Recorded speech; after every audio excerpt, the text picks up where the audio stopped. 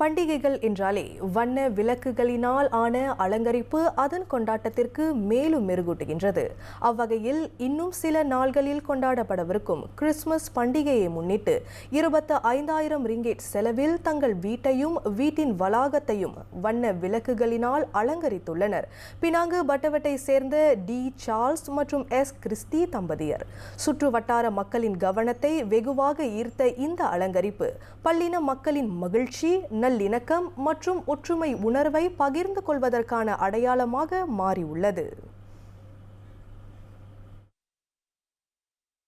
Snowman, Shantha class எனப்படும் Christmas தாத்தா உட்பட செயற்கை பனி தூறல் என பல்வேறு அலங்காரங்களால் சூழ்ந்துள்ள அவர்களின் வீடு உற்சாகம் நிறைந்த எழில்மிகு கிறிஸ்துமஸ் கொண்டாட்டத்திற்கு வழிவகுத்துள்ளது. தலோ ஐ தவார் தாமன் தலோ மோலேக்கில் அமைந்துள்ள அவ்வீட்டிற்கு வருகை புரியும் அனைத்து மக்களையும் இன்முகத்துடன் வரவேற்று நட்புணர்வுடன் காண்பிக்க அனுமதிப்பதே அந்த அலங்கரிப்பின் சிறப்பு அம்சமாக பார்க்கப்படுகிறது.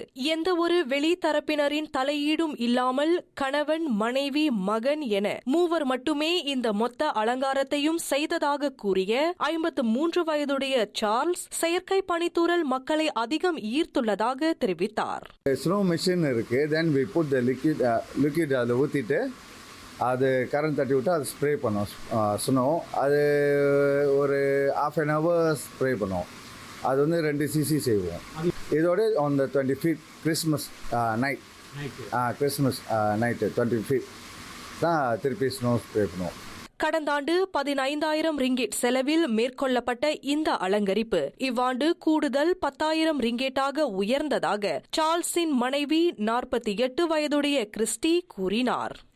காஸ்ட் வந்து ஒரு லாஸ்ட் இயர் ஒரு பார்த்தாக்கா ஒரு 15,000 வந்துச்சு. இந்த வருஷம் ரஃப்லி ஒரு 10,000 ஆட் பண்ணோம். பிகாஸ் எல்லாமே புதுசாக வாங்குறதுனால. ஆக்சுவலி எதுக்காக நாங்கள் செய்கிறோம்னாக்கா எங்களோட சந்தோஷத்தை மற்றவங்க கூட பகிர்ந்துருக்காக்காக. ஸோ நாங்கள் வந்து எல்லாரையும் வந்து இன்வைட் பண்ணி இந்த கிறிஸ்மஸை பற்றி ஜஸ்ட் என்ஜாய் டுகெதர்லாம்.